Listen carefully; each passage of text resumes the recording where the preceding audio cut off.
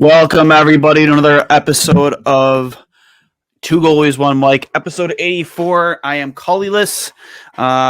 He is on the ice. This is kind of like a last-second thing, short notice. So sorry for those who want to hear Cully. I apologize, but we have from Bardown Buffalo, DJ Mock, at The Real DJ Mock, here to join us to discuss topics at hand. The Brad Marchand 6-game suspension, rightfully so. He is a scumbag and absolutely deserves it for the sucker punch and high stick to goaltender Tristan Jarry out of Pittsburgh. And then we're going to get into some Olympics. The men's tournament started today. Huge upset in their Olympics debut. First time ever playing the Olympics. Denmark upsets the Czech Republic 2-1. And then we'll get into a slate of games that'll be going on over the next couple days. A lot of eyes on both the U.S. and Canada. I think Canada is probably the heavy favorite in this tournament, if you ask me. Obviously, Buffalo's a lot of stock in that between Devin Levi, who's having a historic season, close to very much like what Ryan Miller did with Michigan State when he won the Hobie Baker. Numbers are very, very similar to his. And, of course, first overall pick, Owen Power. And then we'll get into the hiring of Marchand, St. Louis, NHL Hall of Famer, one of my favorites growing up, again, by the Montreal Canadiens as the new head coach. And we'll get into the Rocky Wirtz comments at the Blackhawks town hall. I got a lot to say about that, as DJ does too. So DJ, we both had some digestive issues leading into this. Hence why we got started so late.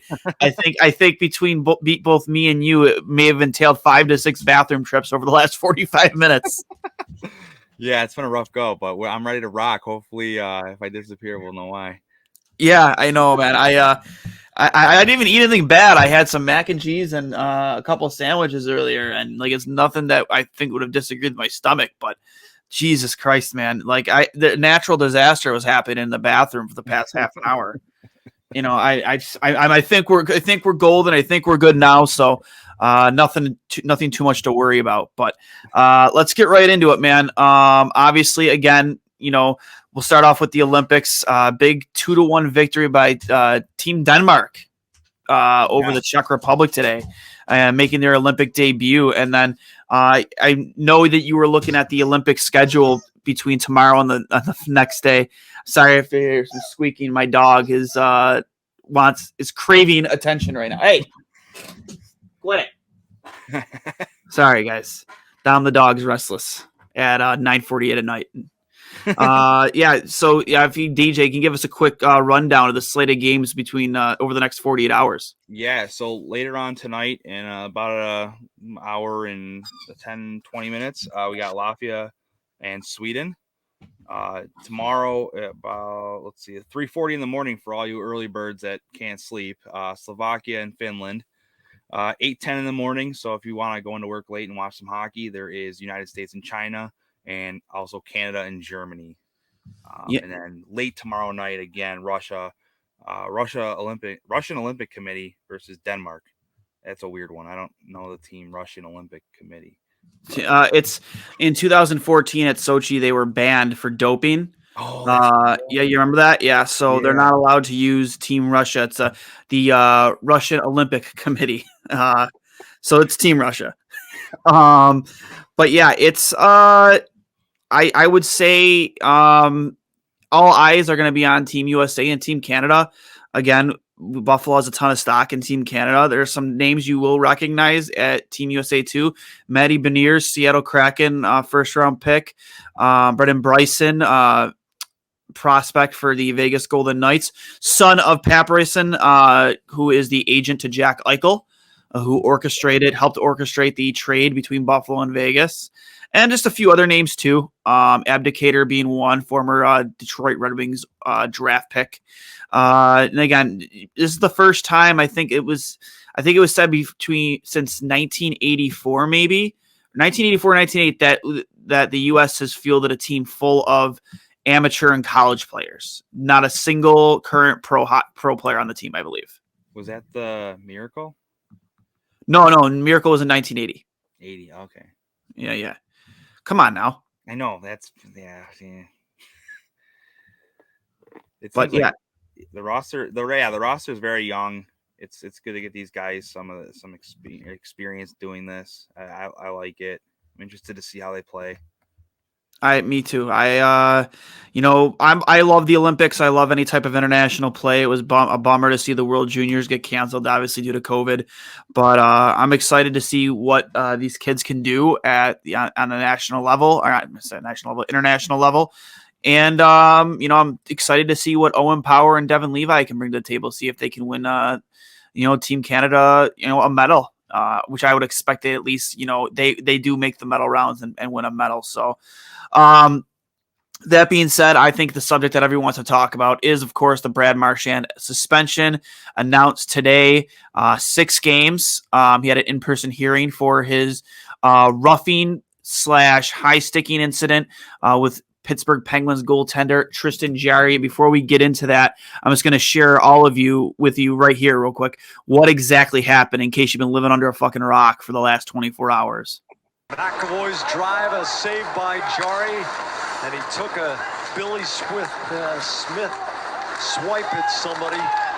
Smith, a couple of bids, Marchand bangs away, and Jarry makes yet another series of saves, and Marchand is hot.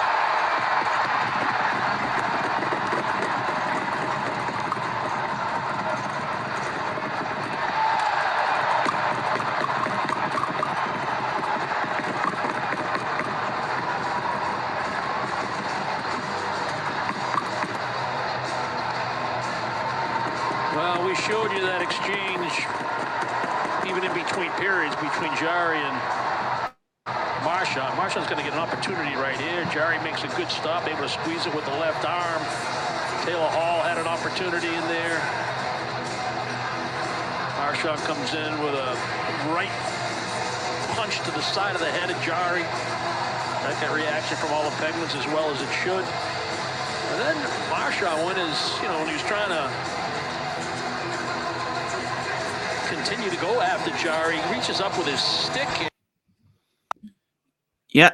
So that is the incident that took place last night in Boston. Tristan Jarry. It all started with Tristan Jarry finding a Pittsburgh fan in the crowd, and he tried to cradle a puck and throw it over the boards for him. Marchand, like the scumbag he is, skates by, whacks the puck off his stick, which is kind of funny if you think about it, because I don't mind some personality in the league. I mean, whatever. I'm sure the kid got a puck eventually. Yeah. But then to a response like that, I'm sure Jarry said something to Marchand to make him go off, probably in response to the incident between periods. But still, you sucker punch him, and then as the ref is trying to skate you away, you throw your stick up at his head. This guy's lucky he didn't get 10 games. He's lucky he only got 6. Yeah, he's got a history too. Yeah, and I'm actually more upset when I watched it and seeing it again. I'm more upset with I'm old enough to remember Marty McSorley. I know he didn't go like this and try to kill the guy, but the stick is a weapon. That's dangerous, man. I don't like that at all. The punch in the head, it's whatever. That's Marchand being Marchand, but that other, the stick was, that's a weapon at that point. You got to be careful. I don't know. Marchand's just a piece of shit. He is what he is. Yeah, I agree. He definitely is just a giant pile of shit. But for me too, it's I don't know, man. The punch in the head is garbage. I know there's fightings in hockey and whatnot, and but I mean, first off, Jarry doesn't see it's coming. Secondly, he's a goaltender. Yeah. You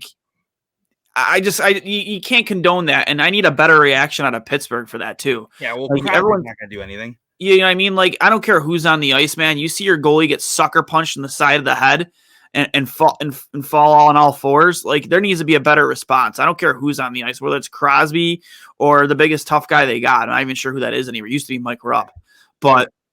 Was it flashbacks of Lucic hitting Miller for you? Oh, yeah. It's not the first time a Boston Bruin took liberties with an American-born goaltender. And no one happened before. We know that all too well in Buffalo. Nobody responds. Such a scummy move. I'd imagine that the next time they play, I know. Sometimes you don't get the response you want right away because obviously both teams are pushing for a playoff spot. So I wouldn't expect it to be all out right away. Absolute.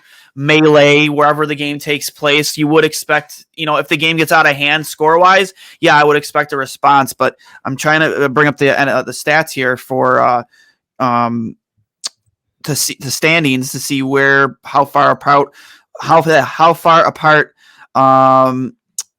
Boston and Pittsburgh are in the standings. But I have to imagine that would play a part, DJ, in whether or not there's a retaliation. Yeah, I definitely agree with that. Let's see. Bruins have 55 points. Penguins have 64. Yep. So, I mean, they're not the two different divisions, Atlantic and the Metropolitan, but granted, playoff, there are playoff implications in these games. Every point matters, especially when you get into the second half of the season post All-Star break. You're not going to want to put yourself in a situation, especially with Boston being 9 whole points behind Pittsburgh. You don't want to put yourself in a position where you're going to play even further behind the 8 ball. And, now you don't have Marchand for 6 whole games. He is a huge piece to your team. When he is playing at his highest level, he's near MVP caliber type of player. And to not have that guy for 6 games, that's huge. You don't want to lose a guy like that. And yeah, definitely. What drives me nuts about Brad Marchand is he's so good. And don't get me wrong, I like the antics too. It's true. You hate his guts, but you'd love to have him on your team. But for me, man, it's like, how many more points would you have a season if you weren't spending as much time as you do in the box or suspended? Absolutely. You could still do that and not spend all the time you do in the box or suspended like you will be for the next 6 games. Yeah, in the few games that they didn't have him earlier in the season and him and Bergeron were out with COVID, I don't think the Bruins won during that stretch. Nope. So that's worrisome. You lose 6 games without Marchand, you don't point. You got to hope you get a point per game at that rate. So it could be a huge down the stretch right now. Like you said, every game's important in the second half of the season. And now you don't have one of your most skilled players because he's an idiot and can't control himself. And, you could be in some trouble in a few weeks. Yeah, and I'm trying to look at. I remember I was looking at it earlier. He has a long history of suspensions too. Yeah, I know he's only he's 2 months removed, I think, from his last suspension too. Something. The last time he was suspended. I'm looking right here. Staring down another suspension. Here it is from NBC Sports. I'm looking here. He has been suspended 6 times for a total of 19 games, and he's also been fined 3 times. His longest suspension came in 2011-2012 when he lowbridged Sammy Salo in the first meeting between the Bruins and Canucks since their high-intensity Marchand, dominated. Yada, yada, yada. But again, suspended 6 times before this. Another time for elbowing RJ Umberger. Another time he got 5 games for lowbridge Sammy Salo, as mentioned before. Now this would be his longest suspension. 2 games for slew footing Derek Brassard. 3 games for clipping Mark Barowecki, and then fines. And the guy has paid $2,500 here, $5,000 there, $10,000, $2,000, $5,000.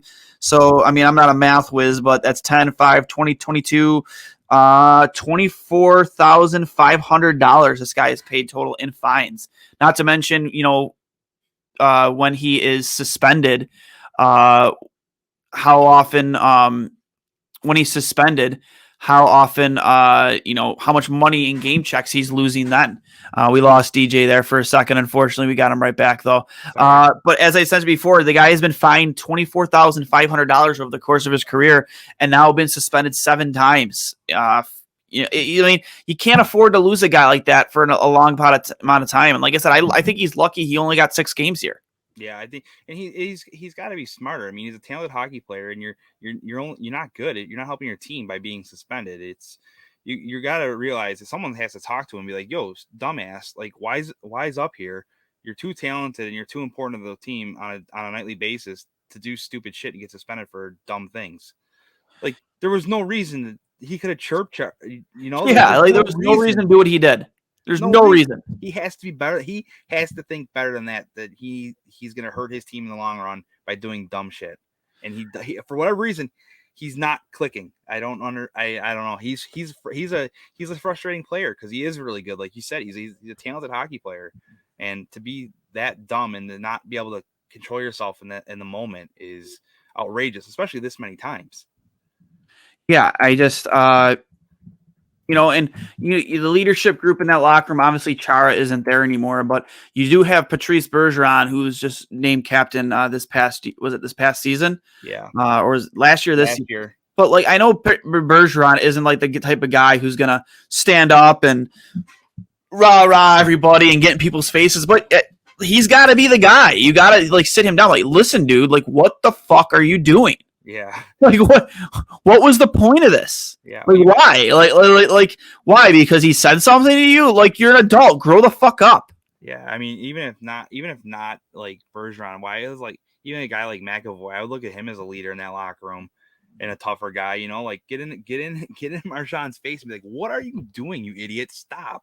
It's got to stop. It has to. Like, I mean, you could honestly, without him for the next 6 games, you could have honestly. That's going to affect you in the standings. Yeah. He is the type of player that means the difference. That is the difference between winning and losing on any team. 100%. As much as you hate the guy, he's 100% that guy. Yeah, I would love to have a guy like him on my hockey team, and I'm trying to look up his stats right now. I'm looking up their next 6 games. Their next 6 games they got Carolina tomorrow, the Senators on Saturday, the Rangers on Tuesday, Islanders on Thursday, and then the Senators again. So his first game back off the suspension would be, if I'm counting correctly, would be the Avalanche on Monday, the 21st. So when do they play the Penguins again? Oh, no, I'm sorry. So the 6th game actually is the Avalanche game. So he'd be back against the Kraken on the 24th. And then they play the Penguins again. Oh man, it's not a while. It's a while. I'm out in March 24th. I don't know if they play them again in the regular season. Really? It doesn't look like it. March 24th is the last game I'm seeing, and it's not the Penguins. So. Maybe that's why he did it. He knew he wasn't going to have to deal with any repercussions for it. He's an idiot, man. And like I said, he's having an unbelievable year this season. 39 games played, 49 points, 21 goals. And he's having a great year to his standards. The former 3rd round pick, and now he loses 6 games. And this is, come deadline's a little bit less than a month away. This team they're not getting any younger, Their goaltending isn't what it used to be. Linus Ullmark, Swayman, I mean, they're very serviceable. Rask just retired today. Yeah, that's another thing. Tuukka Rask, couple clicks for him. He retired today. Congrats on a great career. Guy's a class act. I never had any issues. One of the few Bruins I've always liked, Tuukka Rask. Classy guy, hopefully, I know he had issues with his rehab with the hip surgery, and he even mentioned in his statement, in his retirement statement that, he knew going into this that, what the rehab process would be like, and that that it wasn't going to be easy. And of course, he just, I guess he just couldn't handle the rehab, and then that's like what it would take to come back in full capacity to play at this level. And the hips are no joke, man, for a goaltender. Like, I've said it a couple times when it comes to UPL here in Buffalo. UPL has already had double hip surgery. Yeah. Like, he's going to have issues down the line in his career. And to deal sooner rather than later. To do that, to deal with this already in his career, it's gonna hurt him in the long term. So I feel bad for the kid, but hopefully, he doesn't deal with the same issues that Tuukka does over the course of his career. But good career for Tuukka Rask. Would have liked to have seen him, as much as I hate the Bruins, maybe have another crack at a cup, because, again, Tuukka's one of the guys, goaltenders that I've always liked in the league, man. When he's on his game, he's absolutely phenomenal. There isn't many goaltenders in the league that are better. Yeah, absolutely. But yeah, but again, Marchand having an unbelievable year and putting himself, in the stands, up in the press box for the next 6 games, it is really killing this team. And again, that's just how good of a hockey player he is. And, he does have that instigating ability to draw penalties too. And they're going to be without that for the next 6 games. But again, as I said, like, you can still do those things and not do what you did last night to Tristan Jarry. Yeah. It's just mind-boggling. It really is. It is. Yeah, it sucks. Also on the slate, the Montreal Canadiens really kind of surprised a lot of people today. Not surprising that Dominic Ducharme has been fired. I think he is like an 8-30 something. Yeah. His record is outrageously bad. Yeah. Like it's so bad, and it's wild too because you come off a finals appearance last year, and then you start this year. Let me see here. 8-30-7 this season.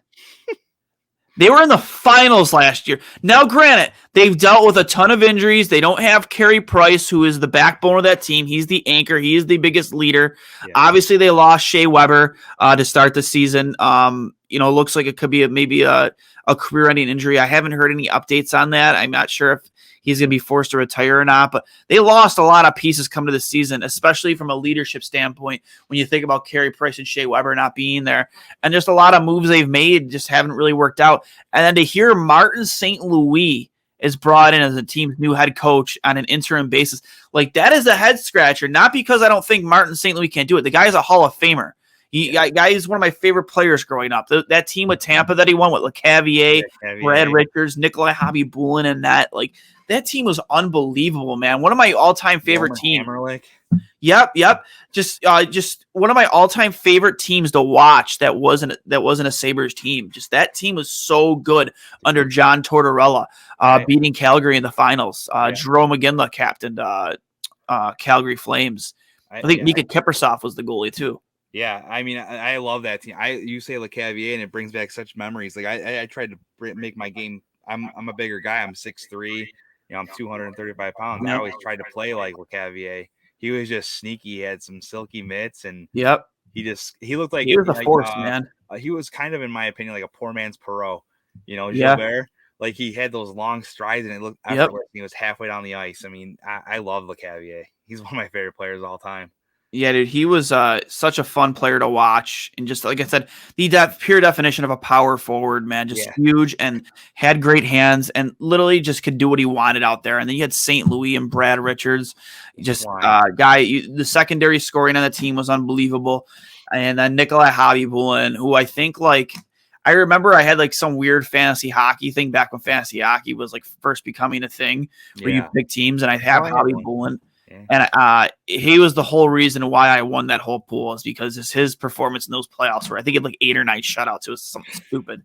Yeah. But and just again, it's a head scratch. I think purely, I know they want management that can speak French, and obviously I would assume Martin St. Louis can speak French, so I think that was part of it. But also, the guy has no head coaching experience. I think he was a special teams coach under John Tortorella in Columbus. I mean, again, maybe a Tortorella coaching tree thing, but he's never been a head coach, and now you're gonna put him in Montreal to be a head coach. Yeah, I think normally when you fire and hire a new coach, usually the team kind of steps up in the beginning, and they did that under Granato. They played better right away. Yeah. But I just can't see. This is nothing more to me than a PR move. Yeah. I think my opinion on it is, I think that they bring him in. He's well respected, obviously Hall of Famer, or future Hall of Famer. Is he Hall of Fame already? I don't even know, but yes, he is. Okay, so he's a Hall of Famer. They bring him in, and my guess is they're bringing him in for morale in the locker room, to try to make sure these guys aren't packing in with 35 plus games left, and I think it's just kind of to make the team have some kind of morale, because you're at 23 points currently, I think they're at, and there's not a whole lot to look forward to. So I think it's just it's about staying positive and looking forward, and I don't think he's there next year. If he is, I'd be shocked. Because it all depends, I guess. But it all depends, I guess, on how he performs as the head coach. I mean, if anything, man, it's gonna be fun for the first couple of weeks, because again, it is Martin St. Louis, guys. Again, an absolute legend. I can guarantee you one thing: Cole Caulfield won't be playing on the fourth line anymore. Because if anybody in the world can relate to Cole Caulfield, it's Martin St. Louis, small guy who performed at one of the highest of levels in the NHL. So I would assume that Cole Caulfield, will be a top 6, if not on the top line, like right when they get. Absolutely, he should not be a fourth line player. Let's, shades of Ralph Kruger, Jeff Skinner. No shit. Yeah, but excited to see what comes from that, man. Again, we don't really know what to think because, St. Louis has never been a head coach. We don't know what we're getting ourselves into. Yeah. I think the only guy that can really answer that question is the head coach of the Columbus Blue Jackets, or not, John Tortorella. Yeah. And Torts had times bad. I said the former head coach of the Columbus Blue Jackets. I'm sorry. The former head coach of the Columbus Blue Jackets, John Tortorella. Yeah, and Torts sometimes doesn't always know what he's talking about. No, he doesn't. He thinks fancy Michigan-esque goals are stupid for whatever reason. I don't know. Trevor Zegras just continues to impress me and the rest of the fans in this league. So, but coming off that, obviously, I have yet to been able to get a chance to touch on this on an episode, but with the recent report coming out of more victims of Bradley Aldrich, I want to touch on the town hall, the Chicago Blackhawks town hall, where Rocky Wirtz went completely senile and had an outburst after a Mark Lazarus question, which I know there's some history there between them two. I'm not too familiar with it, but I know there's some animosity. But Lazarus asked a legitimate question that should have been answered after being promised transparency from the team and the franchise and ownership, and he wasn't given it. But again, for those living under a rock, this right here was the exchange between Rocky Wirtz and Mark Lazarus and another reporter. I guess my question would be for Danny. I know we're looking forward here, but I think we have to look back also. And I think much of what happened to Kyle Beach stemmed from a power imbalance between a coach and a player, and the powerlessness of a player in that situation. So what are the Blackhawks doing? What have the Blackhawks done? What will the Blackhawks do to empower a player in a similar situation to make sure that doesn't happen again? I'm going to answer the question. I think the report speaks for itself. The people that were involved are no longer here. We're not looking back at 2010. We're looking forward. And we're not going to talk about 2010. I know, and I'm not either. And we're not going to talk about what happened. We're moving forward. That is my answer. Now, what's your next question? I can pick up to what we are doing today. And I think no, I don't know. That's none of your business. That's none of your business. What we're going to do today is our business. I don't think it's any of your business. Because I don't think it's any of your business. You don't work for the company. If someone in the company asks that question, we'll answer it. And I think you should get on to the next subject. We're not going to talk about Kyle Beach. We're not going to talk about anything that happened. Now, we're moving on. What more do I have to say? You want to keep asking the same question? You hear the same answer? Okay, ask the next question. Okay, good. My name is Phil Thompson. I'm with the Chicago. You guys talked about a change in culture and transparency and demonstrating the new culture and values that are going to protect players and protect the organization in the future. And it seems like the second that we asked a question about that, it's met with resistance. So I'm going to ask it again. I answered it. No, I don't. I answered it, and I told you to get off the subject. We're not going to bring up the report. No, you read it. We're not asking about the report. We're I know, asking you're about talking about what the report was talking about, and I told you we're moving on. Now, I don't like these. I think you're out of line to ask this line of questions. Why don't you ask about something else? Why don't you ask about the GM search? I will ask. Why don't you do something else? Okay, I Why will do you ask bring about up attendance. old business? Some of the season ticket holders that I've talked to said that they're having trouble maintaining value on their resale because, a lot of people. Is that a fact? I didn't realize you're in our ticket department. Okay. Yeah, that's a fact. Come on. Let's talk about all the negative stuff. When I talk about your paper and what the sports page looks like, should I do that? No, these are dedicated. That you can't even get our elite scores? Rocky, can I finish my question? because of look at the world we've been living in. Yeah, so I think we lost DJ again, but listen, that was embarrassing. So fucking embarrassing on so many different levels, and it was a slap in the face to absolutely anybody who is a victim or a survivor of sexual assault. Because when you're promised transparency for something that happened where you legitimately, your organization, and I don't care if you fired those people and they're no longer in place, whether it was Stan Bowman, Joe Quenneville, whomever it might be. Doesn't matter who is there, and if they're gone. Does not matter. What matters is you promise your fan base and you promise hockey transparency. You promise survivors and victims of Bradley Aldrich transparency and honesty. And you did, not only did you just not give that, but you pretty much spit in their faces. And you lied to them about everything you promised that you would do from that point forward. Rocky Wirtz is a senile old man, and he should step down. He should have resigned after that, because that was so embarrassing. So, maniacal and embarrassing that you would sit there and have that type of an outburst. They weren't asking about what happened with Kyle Beach. They're asking about, you said you're going to take steps to make sure that this doesn't happen, that power struggle between player and coach, where a coach can sit there and, strong arm a player to his will, the way Bradley Aldrich did to Kyle Beach and his other victims. And now this student that's coming out from University of Miami, Ohio, where this student was literally sexually assaulted by Bradley Aldrich, another victim. It's absolutely unbelievable, man. I can't believe it. And to have that type of an outburst, DJ, is just maniacal. You see Danny Wirtz try to step in, but couldn't because his father, oh, no, I got this. Eddie Olczyk was just like, I don't know what to do. I don't know what to do with my hands. I have no clue what's going on. And just that was disgusting and embarrassing. Yeah, we've talked about this, and me and you in private have talked about this, and we both have a lot to say about it, and we'll make a bigger show out of it at some point in the future. But yeah, the Blackhawks, what's going on there and unraveling is insane, and then to see that and him not want to answer the fucking questions is beyond bullshit. Well, I'm pretty excited because me and you have talked about maybe doing a round table with other people in Chicago market, some other people in the area. Doesn't get talked about enough. It doesn't get talked. If this was the NFL, this would be all over everything.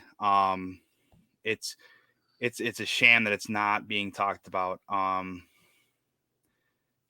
just think it's such it's not being talked about enough because it's an Original Six franchise, and they're put up on this pedestal by the NHL royalty or the old guard of the NHL. Who won't do shit to a Chicago team because they are an Original Six team. And then you got, Wirtz saying what he said, and he just comes across as an asshole. I thought he was worse with the second guy, cutting that guy off, not even letting him answer the question, just berating him. So yeah, and I get that. And the very next day, you have Rick Westhead, who's done an unbelievable job reporting all this since the beginning. We wouldn't even, know his handling of it and how gentle and he's been with just Kyle Beach, but the other victims, and how he's been able to really tell this story as eloquently, I'm not sure if that's the correct word, but as responsibly as possible to protect those that need to be heard, and then to come out and find out there's another victim, John Doe 3, and this story. And again, it's very disgusting. I'm not going to get into details, but Bradley Aldrich essentially used his relationships with guys like Stan Bowman, Joe Quenneville, and the all-star players of guys like Patty Kane and Jonathan Taeus, and he used those relationships he had with those people kind of to put himself on this pedestal to this protege of his, I guess, who he also came out to as being gay. He told him he's gay, and it was almost confirmed by John Doe 3 that the Blackhawks pushed him to go to leave the organization and go there to because of Brian Burke's foundation. I forget it was for his son, which I forget the name of the foundation. I feel terrible about that, but if you can look that up for me real quick, DJ, Brian Burke's foundation. It's for his son, who was openly gay and tragically died, but a foundation commemorating his son and kind of like making hockey for anybody, in the LGBTQ community, like, more accepting. So I just it's he was pushed to go there because that foundation was run out of that university. It's called You Can Play. You Can Play, yes, that's what it was. You Can Play. It was Brian Burke's foundation in memory of his son to really make it more inclusive for the LGBTQ community. I keep butchering that. I can't say things like that fast, but the LGBTQ community to make it more inclusive for them, and they said they'll be more accepting of him there. And kind of just pushed the problem off on them, where he went and had more victims, including John Doe 2 and John Doe 3. And honestly, DJ, there's more. Absolutely, there's more. There's so many. There's going to be so many more. It's not only the Blackhawks. There's more. No, this guy has been all over the country. He's coached international teams. He's been around kids for I don't know how long. He's got a gold medal. He's got a silver medal. As serving as coaches for international teams for Team USA. Like, literally, it's disgusting because this guy has the way he does, grooms his victims. He has it down to an art, and when you've had that much practice doing this, that means you've had a lot of opportunities around victims. So there's going to be more victims out there. And, not that they should feel forced to come forward, because every victim, they need to feel comfortable telling their story and feel comfortable and ready to tell their story and not feel forced to. And I hope that they do feel the ability to tell their story someday, because, I've mentioned before, I have skin in this game myself, and it sucks, man, to live with that type of darkness. And I really do hope that they feel like empowered by what's happening right now. Seeing Kyle Beach, the courage it took to come forward and then do an interview with Rick Westhead after he was essentially outed by the report from the Chicago's the private firm that they hired to do the internal investigation on the matter. He was essentially outed when they mentioned that it was one of the Black Aces. I hope that these victims feel empowered, to tell their story, because it will be a immense relief for them. I would assume, at least, I'm not going to sit here and assume how people tend to deal with those issues, but it's nobody should have to live with that type of darkness alone. No, yeah, I mean, it's such an important conversation. We like you said, we could sit here. I could sit here for 2 hours and talk to you about it, and we can go into everything with everybody. And I think we need to set something up for a bigger scope on a different time. But this is such a hot topic. And if it was the NFL or the NBA, this would be headline news on every station almost all the time. Agreed. And the fact that it's the NHL and it's just like, it's what happens. I mean, I said to you the other day, me and you have both played hockey for quite a while. I mean, and we know what the locker rooms are like. There's no hidden secret here that hockey locker rooms are probably a little bit more brash than most, but I've never seen anything that goes along the lines of what Kyle Beach experienced, or whatever John Doe 2 and 3 experienced, or anyone else that's been a victim of sexual assault. Like, as they're joking and name calling, and sure, absolutely, but to go that far is not necessary in any realm, whether it's your job, whether it's professional sports, whether, whatever. It's just not okay. And then these guys that are assaulted, or women that are assaulted, have to go, like you said, in darkness. They have to keep it inside and hold these awful feelings and everything that they have feeling inside of them inside, because otherwise they're castaways basically in society, because you're not supposed to talk about it, or you're supposed to be tougher than that. And that's the stigma of, that this whole scope of things is this like stigma that you can't say it. You're tough. Like, you're a guy, you're a hockey player. You're not supposed to be, gay, or you're not supposed to be, open about sexual assault or whatever. It's just, there needs to be the stigma ended, not only just with like the sexual assault stuff or assault in general, but like mental health is another one that's like, Robin Leonard all the time. He defends it to his death. And there's all these things that need to be talked about that are not talked about, especially in the hockey community. In other sports, there's way more scope on it, but in hockey, professional and otherwise, man, I'd be hard pressed to find you 5 stories that have to pertain with any of this shit we're just talking about. Yeah, I agree. And the one thing that needs to be said though, it's not their fault. Like they didn't bring these people. They didn't bring this upon themselves. Bradley Aldrich is a sick, evil human being, and he's a sick individual. And I mean, I don't believe he's been incarcerated. I mean, I know he has been convicted of sexual assault and rape during his time. Might have been with University of Miami in Ohio. I know he was arrested, did 9 months in jail for it. But for me, it's just, it's not your fault. People who are in positions of power use that power to make you feel small and make you feel like you have to,